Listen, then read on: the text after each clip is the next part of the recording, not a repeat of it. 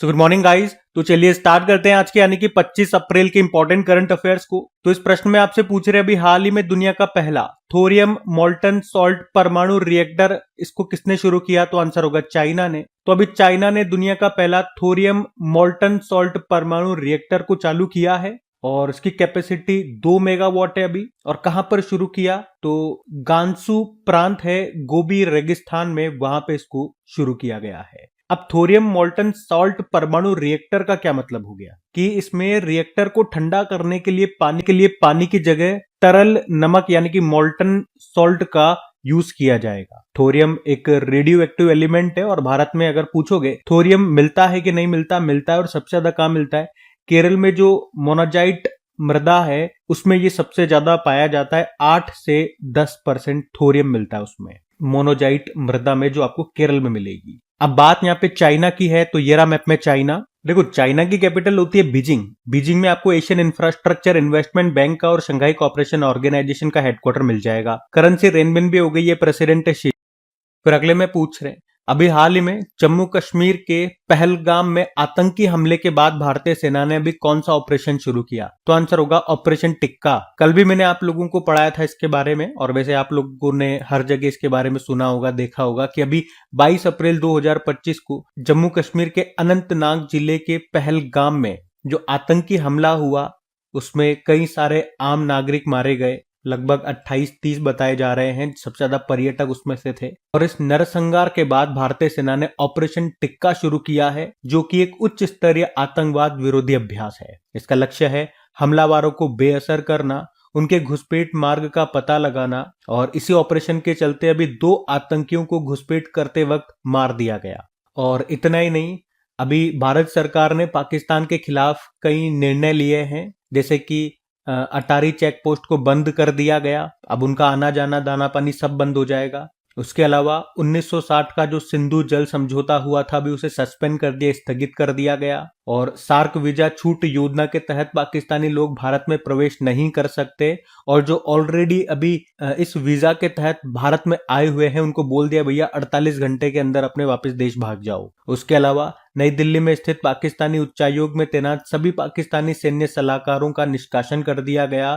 साथ ही भारत भी इस्लामाबाद स्थित जो भारतीय उच्चायोग है वहां पे जितने भी तैनात हमारे सैन्य सलाहकार है उनको हम वापस बुला रहे हैं। और भारत ने इस्लामाबाद स्थित अपने उच्चायोग के आकार को भी छोटा करने की घोषणा कर दी है, जिससे अब वहां पे कुल राजनयिक कर्मचारियों की संख्या घट करके 50 से घट के 30 हो जाएगी। ऐसा करने से होगा क्या? बातचीत के जो दायरे हैं वो और ज्यादा सीमित हो जाएंगे। अच्छा, आतंकियों की बात चल रही है तो एक नाम मैं आपको और याद दिला दूं। अभी कुछ दिनों पहले की बात है, पाकिस्तानी मूल के कनाडाई नागरिक है तहव्वुर राणा, इसको भी अमेरिका से भारत लाया गया था। उसने 2008 में जो मुंबई पर आतंकी हमला हुआ था उसकी साजिश रची थी। तो वो भी एक आतंकी है, वो भी नाम न्यूज में था, तो उसको भी लगे हाथ ध्यान में रखना, तहव्वुर राणा। तो आज के प्रश्न का उत्तर था कौन सा ऑपरेशन है? ऑपरेशन टिक्का। फिर अगले प्रश्न में पूछ रहे हाल ही में विश्व आर्थिक मंच वर्ल्ड इकोनॉमिक फोरम के अध्यक्ष ने इस्तीफा दे दिया, उनका नाम क्या है? तो आंसर होगा क्लॉस स्वैब। तो वर्ल्ड इकोनॉमिक फोरम के अध्यक्ष हैं क्लॉस स्वैब। उन्होंने 5 दशक से अधिक समय तक नेतृत्व करने के बाद वर्ल्ड इकोनॉमिक फोरम के अध्यक्ष और ट्रस्टी के पद से अभी इस्तीफा दे दिया है। उन्होंने 1971 में वर्ल्ड इकोनॉमिक फोरम की स्थापना की थी। वे एक जर्मन अर्थशास्त्री और इंजीनियर थे। तो कई बार आपने जब भी वर्ल्ड इकोनॉमिक फोरम का नाम सुना होगा, इनका नाम आपने जरूर सुना होगा, लेकिन अब इन्होंने इस्तीफा दे दिया है, तो ये आपको ध्यान रखना है। वर्ल्ड इकोनॉमिक फोरम के स्टैटिक में आपको बताऊंगा, लेकिन ऑप्शंस देखो एक बार पहले, ये सारे इंपॉर्टेंट है। जैसे कि Tedros Adhanom World Health Organization के डायरेक्टर जनरल है, Kristalina Georgieva IMF International Monetary Fund के मैनेजिंग डायरेक्टर है, और मसातो कांडा अभी एशियन डेवलपमेंट बैंक के नए प्रेसिडेंट बने थे ये। ठीक है, तो ये भी ध्यान में रखना। और एक प्रश्न का उत्तर अब आप लोग देना कि इंटरनेशनल ओलंपिक कमेटी की नई अध्यक्ष कौन बनी है। ठीक है, ये आपके लिए होमवर्क प्रश्न हो जाता है।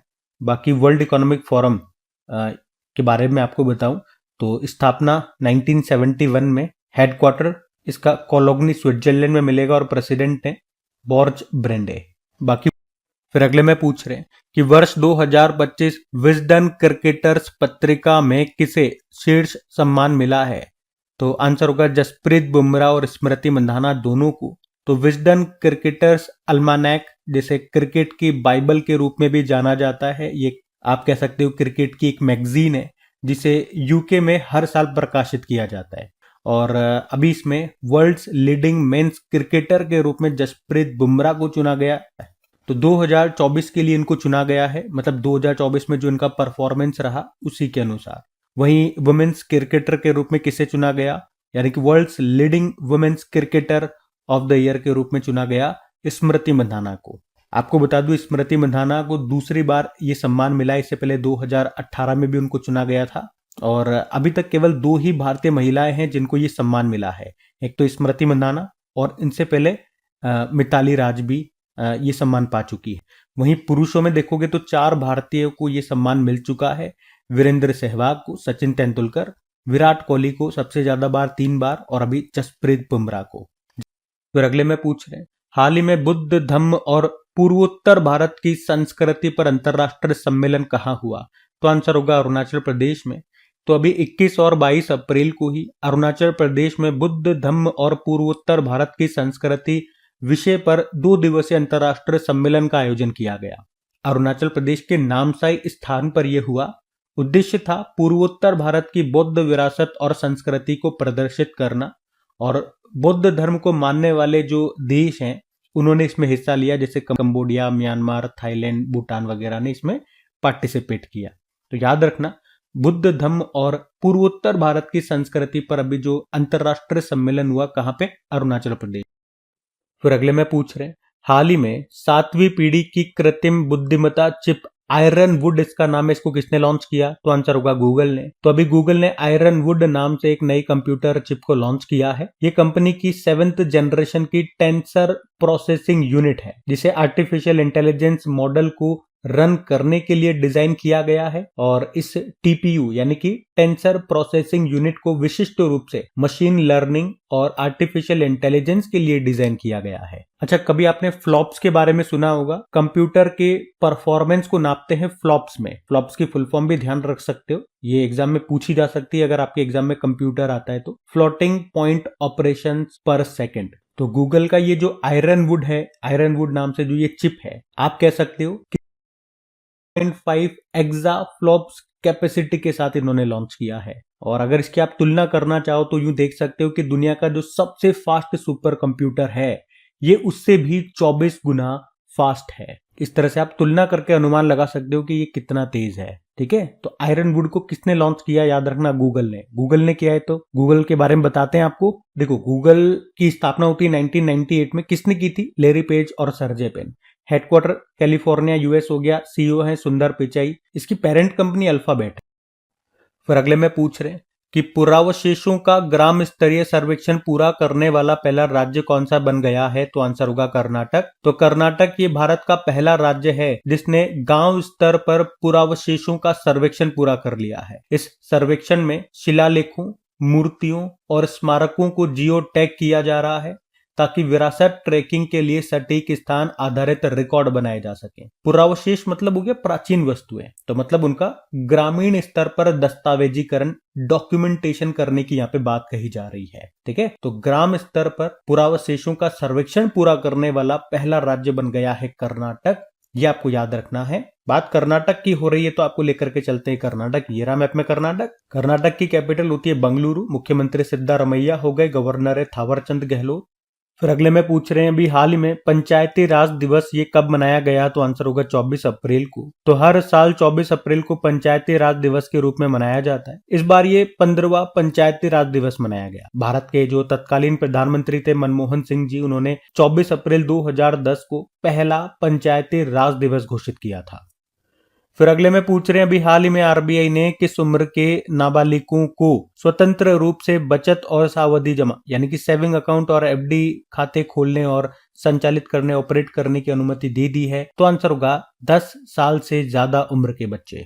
तो अभी आरबीआई ने 10 साल से अधिक उम्र के नाबालिग बच्चों को स्वतंत्र रूप से बचत यानी कि सेविंग अकाउंट और एफडी खोलने और उसे ऑपरेट करने की परमिशन दे दी है। इससे पहले अभी तक क्या होता था, खातों को जो पेरेंट्स होते हैं, जो माता पिता हैं या कानूनी जो भी अभिभावक हैं, उनके द्वारा ही ऑपरेट किया जाता था। लेकिन अब बच्चे खुद से ऑपरेट कर सकेंगे और 1 जुलाई 2025 से सभी बैंकों को ये फैसिलिटी देनी होगी। उद्देश्य क्या है ऐसा करने का, क्यों कर रहा है आरबीआई? तो उद्देश्य साफ है, युवा अवस्था में ही, यंग एज में ही फाइनेंशियल लिटरेसी बढ़ाना, बच्चों को रेस्पॉन्सिबल और स्वतंत्र बैंकिंग एक्सपीरियंस देना, फाइनेंशियल इंक्लूजन यानी कि वित्तीय समावेशन को बढ़ावा देना, और खासकर बच्चों के बीच। देखो अगले में पूछ रहे हैं कि दुनिया की पहली ह्यूमनॉइड रोबोट हाफ मैराथन अभी कहां पर हुई है? तो ये हुआ है चाइना में। तो अभी चाइना में दुनिया की पहली ऐसी दौड़ हुई जिसमें इंसान और रोबोट दोनों ने एक साथ दौड़ लगाई है। इस दौड़ का उद्देश्य था चाइना की आर्टिफिशियल इंटेलिजेंस टेक्नोलॉजी तकनीकों में प्रगति को दिखाना। तो कल पहला प्रश्न आपसे पूछा था कि किसे गुरुदेव कालीचरण ब्रह्म पुरस्कार 2025 से सम्मानित किया गया? अच्युत सामंत को। और यूनेस्को ने माउंट पैक्टू को 16 नए ग्लोबल जियो पार्क की अपनी सूची में शामिल किया है। ये कहां पर है? ये एक ज्वालामुखी है जो नॉर्थ कोरिया में है। विश्व पुस्तक और कॉपीराइट दिवस कब मनाया गया? 23 अप्रैल को। सर्बिया के प्रधानमंत्री के रूप में किसे नियुक्त किया गया? ड्यूरो मैककूट को। भारत का सबसे बड़ा अंतर्राष्ट्रीय क्रूज टर्मिनल कहां पर लॉन्च किया गया? मुंबई में। आरबीआई ने अभी किस डिप्यूटी गवर्नर का कार्यकाल 1 साल के लिए बढ़ा दिया? टी रविशंकर। सऊदी अरब ग्रैंड प्रिक्स फार्मूला 1 रेस को जीत लिया है ऑस्कर पियास्त्री ने। किस मंत्रालय के अंतर्गत हील्ड नाम से एक पहल शुरू की गई है? गृह मंत्रालय। जम्मू कश्मीर में अभी जो आतंकी हमला हुआ उसकी जिम्मेदारी किस संगठन ने ली है? द रेजिस्टेंस फ्रंट ने।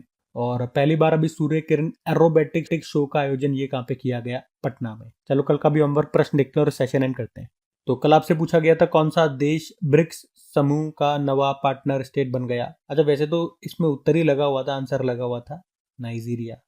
खैर कोई बात नहीं, बीच बीच में भी मैं आपसे कई तरह के प्रश्न पूछ लेता हूं तो उनके भी उत्तर दिया कीजिए, इससे आपकी प्रैक्टिस ही होगी और आपको मालूम चलेगा पढ़े हुए में से ही मैं आपसे कोई प्रश्न पूछता हूं सडनली अचानक से तो आप उसका उत्तर कर पाते हो या नहीं कर पाते, वही आपका असली टेस्ट है। तो अब ये रहा आज का आपका होमवर्क प्रश्न।